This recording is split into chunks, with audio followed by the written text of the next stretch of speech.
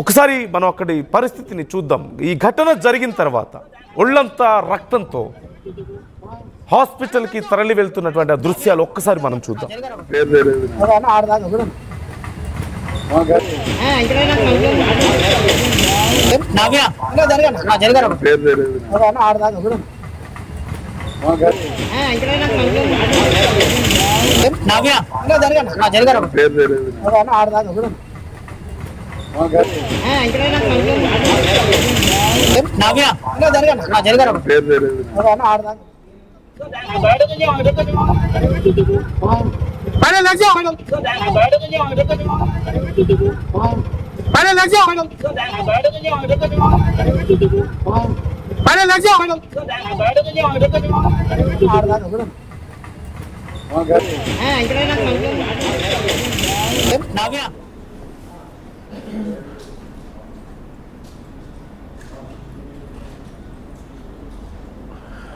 మేము చూపిస్తున్నటువంటి విజువల్స్ కానీ చెప్తున్న వార్త కానీ చూడడానికి వినడానికి కొంచెం కష్టంగా ఉండొచ్చు, సున్నిత మనస్కులు గాయపడవచ్చు. కానీ వార్తను మీకు పూర్తిగా చేరవేయడమే మా ఉద్దేశం.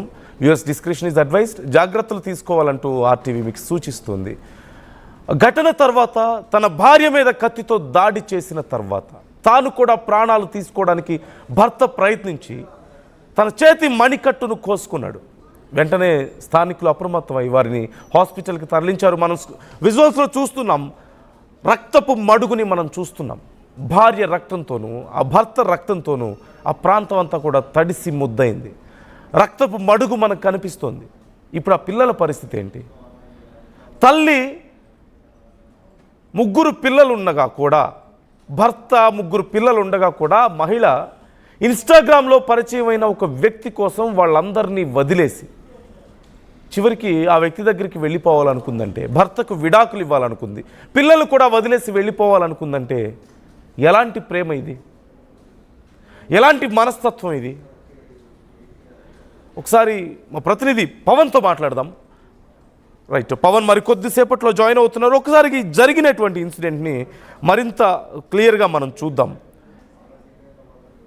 కేవలం ఇన్స్టాగ్రామ్లో పరిచయమైనటువంటి ఒక వ్యక్తి కోసం భర్తతో రెగ్యులర్గా గొడవలు పడుతూ ఉన్నట్లుగా తెలుస్తుంది.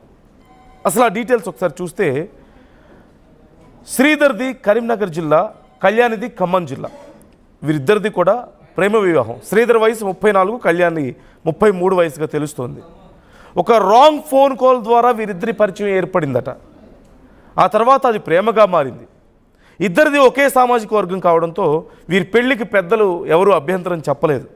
శ్రీధర్ కళ్యాణి దంపతులకు ఆ తర్వాత ముగ్గురు పిల్లలు, 11 ఏళ్ళు, 9 ఏళ్ళు, 7 ఏళ్ల వయసు ఉన్నటువంటి ముగ్గురు కుమారులు. బతుకుదెరువు కోసం పిల్లలతో సహా శ్రీధర్ హైదరాబాద్ వచ్చాడు. జగద్గిరి గుట్టలోని ఎల్లమ్మ బండ పీజీఆర్ నగర్లో వాళ్ళు నివాసం ఉంటున్నట్లుగా తెలుస్తుంది. కళ్యాణి ఇంటి వద్దనే ఉంటూ పిల్లల్ని చూసుకుంటుంది. భర్త ఒక ప్రైవేటు ఉద్యోగి. అయితే ఇన్స్టాగ్రామ్లో చాలా యాక్టివ్గా ఉంటుంది కళ్యాణి. కొన్నాళ్లుగా ఏపీలోని కర్నూలుకు చెందిన ఒక వ్యక్తితో ఇన్స్టాగ్రామ్లో పరిచయం ఏర్పడింది కళ్యాణికి. అది కొద్దిగా పరిచయం పెరిగి ప్రేమగా మారింది. నిత్యం అతనితో ఫోన్లో మాట్లాడుతూ ఉంటుంది. అయితే కొన్ని రోజుల తర్వాత అనుమానం వచ్చింది భర్తకి.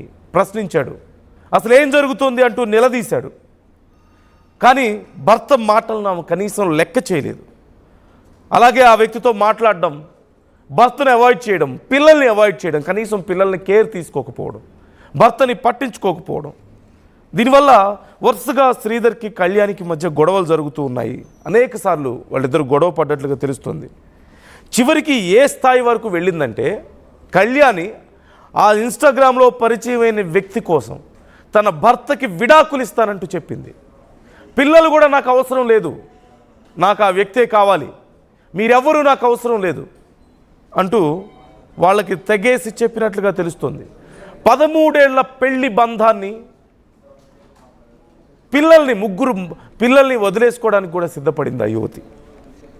పంచాయతీ పెద్దల దాకా వెళ్ళింది, వాళ్ళు కూడా సర్ది చెప్పారు. అయినా సరే కళ్యాణి ప్రవర్తన మారలేదు. అతనితో అలాగే కాల్స్ మాట్లాడుతుంది, అలాగే వీళ్ళందరినీ అవాయిడ్ చేస్తూ వస్తుంది. భర్త పిల్లల్ని అవసరమైతే వదులుకోవడానికి కూడా నేను రెడీ, ఇంకా మీ ఇష్టం, మీరేం చేసుకున్నా సరే నేను మారను అంటూ వాళ్ళకి చెప్పింది.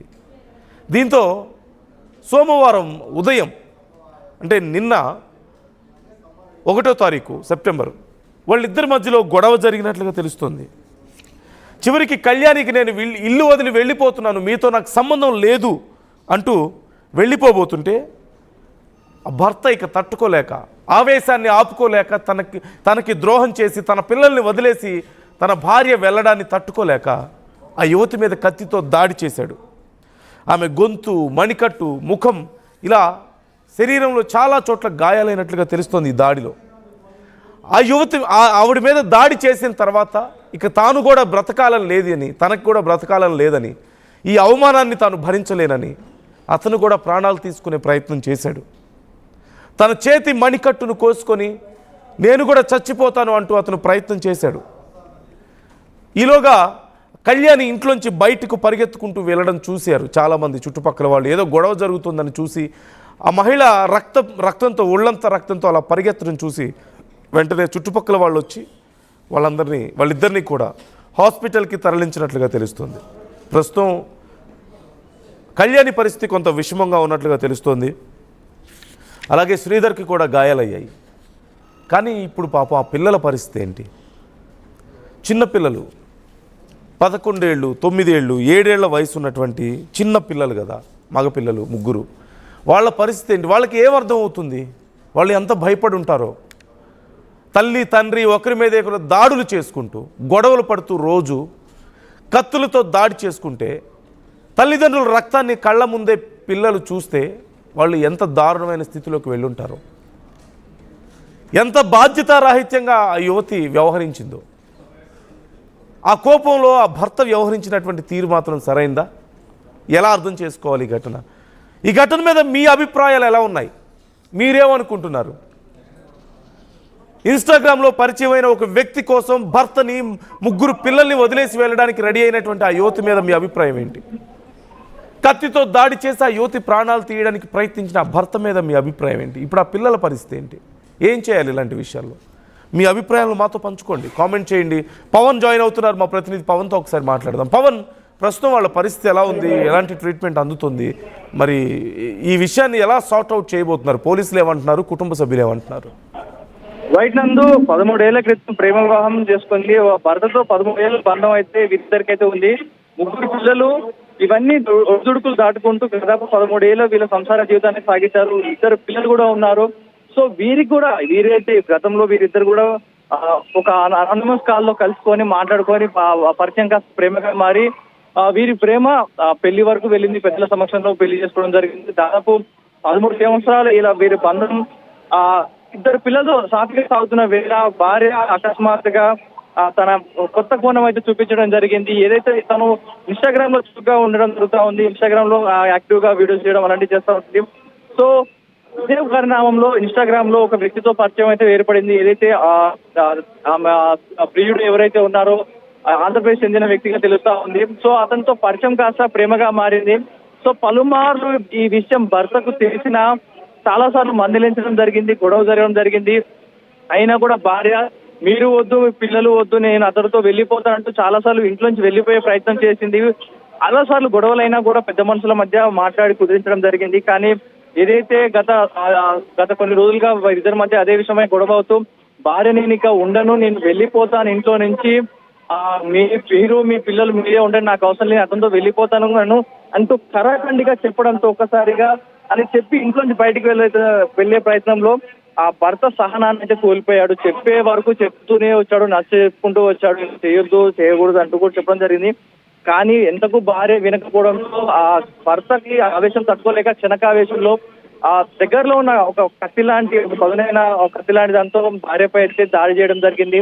అది కొంచెం విచక్షణరహితంగా దాడి చేయడంతో గొంతు భాగంలో ఏదైతే ముందు భాగంలో అయితే ఒక గాయమైతే అయింది. ఇంకా లోతుగా అయి ఉంటే ప్రాణాలు పోయే సిచ్యువేషన్ వచ్చేది. కానీ ఆ గాయాలు ఆ తలపై ఏదైతే చెంప పైన ఉందో పైన కింది వరకు కూడా కట్టవడం జరిగింది. అండ్ తను పడిపోయిన తర్వాత భార్య చనిపేసిన ఆ చరకావేశంలో నేను భార్యపై గాయం చేశాను, నేను బతకవచ్చు అనుకుంటూ అతను కూడా తన 2 చేతి మడికట్టలను అయితే కోసుకోవడం జరిగింది.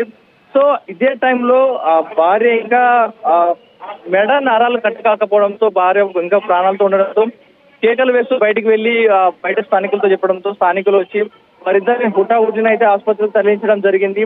సో ప్రస్తుతం వారిద్దరైతే